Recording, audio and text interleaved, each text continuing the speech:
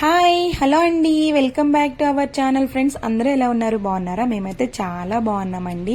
ఇంకా నేనైతే second pregnancy అనమాట. ఇంకా మా చిన్నబాబు బజ్జులో ఉన్నప్పుడైతే ఇంకా నా కోసం అయితే మా డాడీ చేపల పులుసు అయితే పెడుతున్నారండి. ఇంకా మా డాడీ స్టైల్లో అయితే పెడుతున్నారనమాట. నాకు చాలా ఇష్టం అండి నాన్ వెజ్ అంటే. అదేంటో తెలియదు కానీ సెకండ్ ప్రెగ్నెన్సీలో అయితే చాలా క్రేవింగ్స్ ఉంటుండే అన్నీ అంటే నాన్ వెజ్ పైన అనమాట. ఇంకా మా హస్బెండ్ అయితే బాగానే అన్ని హోటల్స్లో అయితే తినిపించారండి. ఇంకా నాటుకోడి బిర్యానీ అని, రాగి సంగటి, మటన్ కర్రీ అన్నీ తిన్నానండి. ఇంక విలేజ్ వచ్చాక ఇంకా మా డాడీ అయితే నా కోసం అనేసి ఇష్టం అనేసి చేపల కర్రీ అయితే చేస్తున్నారు. చూపిస్తాను, చూసేయండి. ఫస్ట్ అయితే ఒక ప్యాన్ పెట్టుకున్నారండి.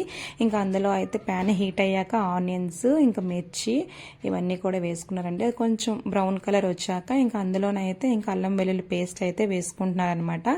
అది కొంచెం బాగా కలుపుకోవాలండి. ఇంకా కలుపుకున్నాక ఇంకా దాంట్లోనైతే టమాటాలు అయితే యాడ్ చేస్తున్నారనమాట.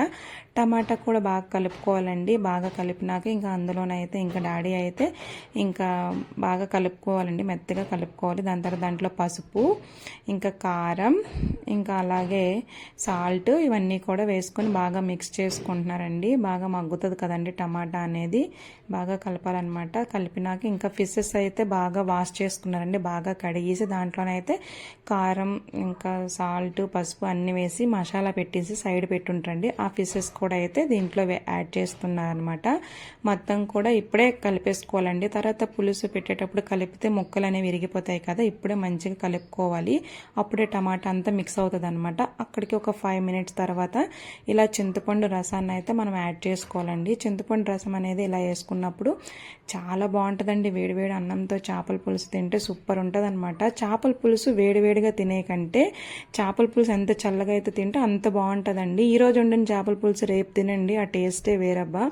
అయితే ఇక్కడైతే చూడండి చేపలు అనేవి ఫిషెస్ మంచిగా ఉడుకుతున్నాయి అనమాట. ఇంకా మనం ఎక్కువసేపు కూడా చేపలను ఉడికించకండి. చికెన్ ఎక్కువసేపు ఉడకాలన్నమాట, చేపలు తక్కువ టైంలోనే ఉడికించాలి. ఇంక ఇక్కడైతే బాగా ఉడికిపోయామండి. కర్రీ అనేది దగ్గర పడింది. ఇంకా ఫైనలీ డాడీ అయితే గరం మసాలా అయితే యాడ్ చేసుకున్నారనమాట. ఇంకా ఫైనల్లీ అయితే ఫిషెస్ అయితే రెడీ అండి. నా కోసం మా డాడీ చేశారనమాట. Thank you so much daddy, నా కోసం చేసినందుకు. Finally fish